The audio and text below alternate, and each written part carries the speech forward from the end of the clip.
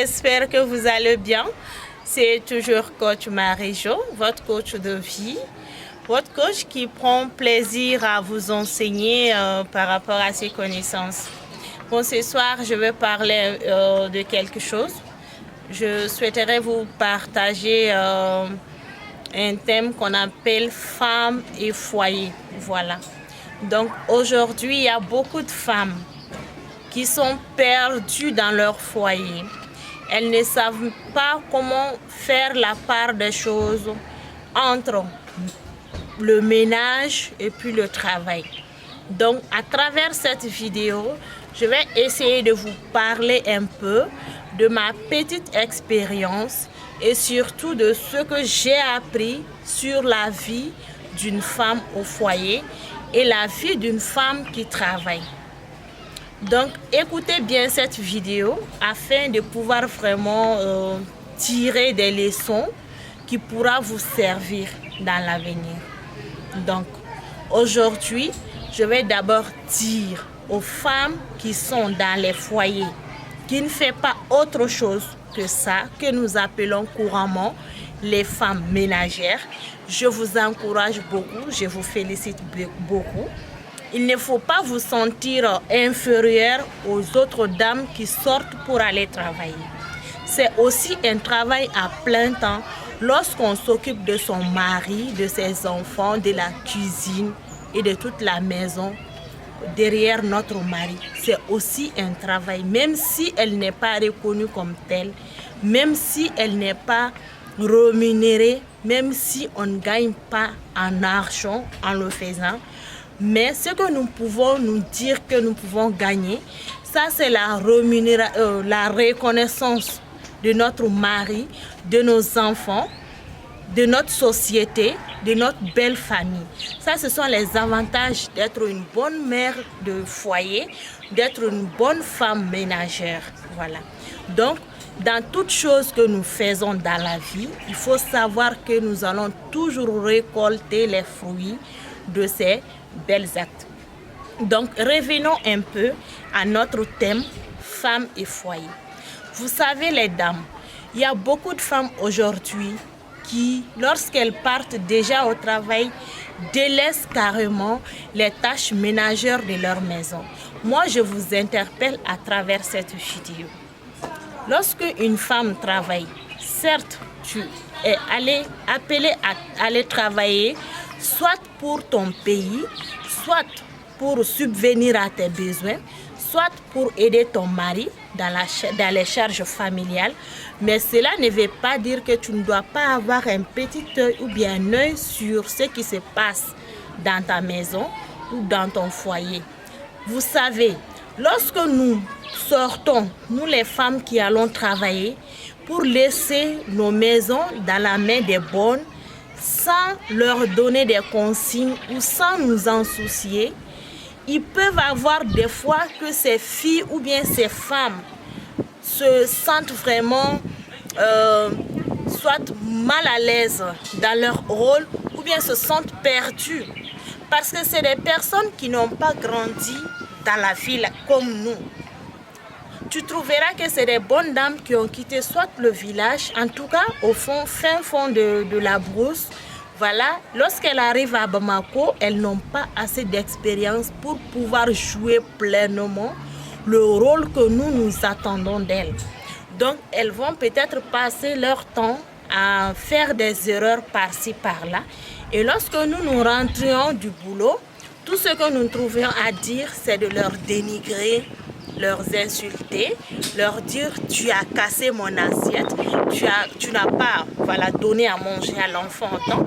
Bon, vous-même, mettez-vous un peu à leur place. Si on vous demande carrément, par exemple, de quitter Bamako pour aller habiter à New York et s'occuper de la maison d'une femme qui vit à New York, donc, est-ce que vous allez pouvoir vous adapter automatiquement? Il faut d'abord qu'on vous briefe, qu'on vous montre un peu comment est-ce que les choses se passent à New York, comment est-ce qu'on doit aller faire les achats, comment est-ce qu'on doit faire la cuisine, comment est-ce qu'on doit mieux pratiquer l'hygiène pour que la famille ne puisse pas ramasser des maladies par-ci, par-là. Donc, c'est la même chose. Si vous recrutez vos bonnes, lorsqu'elles arrivent, moi, je préfère que ça soit pendant les week-ends. Voilà. Si tu recrutes une bonne, que ça soit vers un week-end, peut-être un vendredi. Voilà, comme ça, pendant le week-end, tu la briefes bien, tu l'amènes au marché pour qu'elle connaisse le lieu, tu lui montres les condiments que toi, tu souhaiterais qu'elle vienne acheter. Ou sinon, les personnes chez qui toi, tu achètes d'habitude. Donc, elle va voir ces personnes, elle va les reconnaître, elle va savoir désormais quand madame m'envoie, c'est comme ça que je dois m'y prendre. Donc, après, il faut aussi la montrer comment toi, tu veux que ta maison soit nettoyée. Comment est-ce qu'elle doit donner le biberon à l'enfant derrière toi? Comment est-ce qu'elle doit s'occuper de ce que toi, ton mari aura à manger comme nourriture dans la maison? Comment est-ce qu'elle doit s'occuper de l'intérieur de ta maison? Comment est-ce qu'elle doit faire attention aux meubles qui sont fragiles? Ça va éviter beaucoup de choses, je vous assure. Parce que ces dames, elles vont dire peut-être, bon, les verres, comment faire le tri et tout ça, elles ne peuvent pas, elles ne connaissent pas. Comment faire la table, elles ne savent pas. Donc, comme vous, quand vous partez au travail de 8h à 16h, voilà, c'est toute une journée quand même, hein. Donc, il faut quand même qu'elle sache comment se comporter dans la maison. Ou bien même si quand quelqu'un vient derrière vous, qu'elle puisse être en mesure de mieux renseigner la personne et de vous faire un retour quand vous allez revenir à la maison. Comme je vous avais dit au début de cette vidéo, être femme de foyer, c'est aussi un travail à temps plein. Donc, s'il faut recruter quelqu'un pour venir faire notre travail à notre place, parce que nous voulons aller chercher de l'argent, soit parce que nous n'avons pas de mari, ou soit nous n'avons pas d'aide qui vient d'extérieur pour venir nous épauler, ou soit nous voulons juste aller travailler pour ne pas trop nous ennuyer à la maison. Il faut quand même faire attention. Il ne faut pas laisser la maison dans les bras de n'importe qui. Je reviens à l'histoire encore des bonnes. Comment il faut recruter les bonnes? Parce qu'il ne faut pas aller recruter n'importe qui. Il y en a qui viennent, qui passent de porte en porte. Elles ne peuvent pas faire plus de 2 semaines chez quelqu'un. Il y en a qui volent, qui sont un peu, voilà, mal intentionnés. Même si ce n'est pas beaucoup, il faut faire attention. Et si il arrive que tu recrutes une comme ça, toi tu pars travailler, il y a ta maison, il y a tes enfants, il y a la nourriture. Donc c'est une grande responsabilité que tu laisses entre leurs mains. Il faut d'abord qu'il y ait la confiance, que ce soit une personne digne de confiance, et ainsi de suite. Donc pour pallier à tout ça, il faut juste s'adresser à une agence. Il y a beaucoup d'agences aujourd'hui qui militent pour protéger les droits de ces dames. Elles ont aussi des droits. Moi, je suis seulement en train de vous révéler certains aspects, voilà, de leur personnalité ou de leur caractère. J'essaie aussi un peu de me mettre à leur place pour vous expliquer. Mais il arrive le plus souvent que, voilà, il y a des filles qui viennent directement, qui veulent aller, voilà, chercher du travail. Et lorsqu'elles viennent, elles n'ont pas d'expérience, ainsi de suite. Ça aussi, on en a parlé. Donc, il faut passer par les agences. Ces agences-là, c'est comme une barrière. L'agence te protège contre la bonne mal intentionnée et l'agence te protège contre la bonne, oui. Et il protège aussi cette bonne contre toi. Parce que s'il arrive par malheur que tu frappes cette dame, tu la blesses ou tu la renvoies sans la payer, tu seras tenu pour coupable. Voilà. Donc, c'est à ça que servent ces agences. Si tu recrutes une bonne et qu'il y a vol ou bien elle t'a arnaqué, elle est partie, tu pourras aller t'adresser à ces agences-là pour qu'ils puissent vraiment chercher la bonne afin qu'elle puisse venir te rendre ce qu'elle t'a pris. Donc du coup, ne recrutez pas n'importe qui pour les mettre derrière vous. Bon, ça c'était juste entre 8h et 16h. Maintenant, nous allons parler de quand nous revenons nous-mêmes du boulot pour venir dans notre maison. Est-ce que nous devons amener nos stress dans nos foyers? Est-ce que nous devons amener nos stress sur nos enfants, sur les bonnes? Par exemple, aujourd'hui, mon directeur m'a grondé, mon chef m'a humilié. Donc, j'ai quitté le boulot étant vraiment de très mauvaise humeur. Je viens seulement, je me déverse sur la bonne, je me déverse sur le monsieur, je me déverse sur les enfants. Est-ce que ça doit se faire? Non. Donc, il faut aussi savoir gérer ses stress. Lorsque on rentre à la maison, il faut se dire maintenant, je rentre à la maison, je ne dois plus, emmener ce qui s'est passé du boulot. Donc, je laisse tout ça, je rentre. Et lorsque je rentre, je fais tout pour m'occuper de mon mari, des enfants qui ont passé la journée sans me voir. Donc, s'il y a le petit bébé, il est là, il a peut-être 6 mois ou 4 mois. Je prends un bain d'abord parce que j'ai ramené des microbes à la maison. Donc, je prends un bon bain. Et puis, quand je ressors, je prends l'enfant. Si elle est aussi propre, c'est bon. Dans le cas contraire, tu lui donnes aussi un bon bain. Tu t'assois, tu lui donnes à manger calmement. Et après, toi-même, tu peux passer à table. Ou sinon, si l'enfant est rassasié et que tout va bien chez lui, toi-même, tu peux manger d'abord, après tu t'occupes du bébé. Et lorsque le bébé va commencer à dormir, c'est là que tu dois aussi voir si les autres frères et sœurs se portent bien.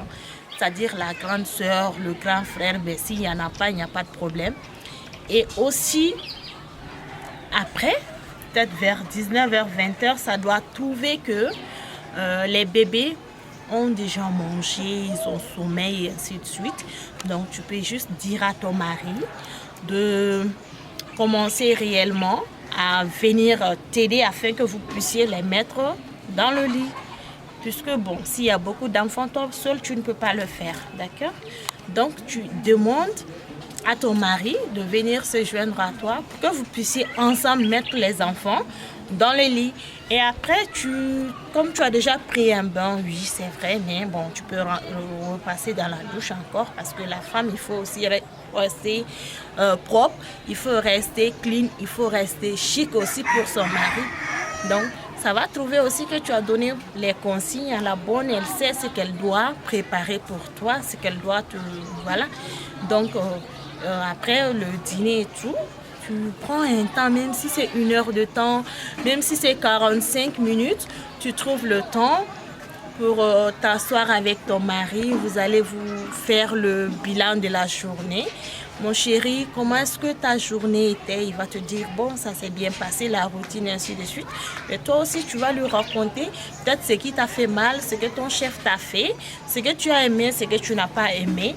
Et s'il y a des choses à planifier le lendemain, tu en parles avec ton mari. Lui, il saura aussi comment te venir en aide.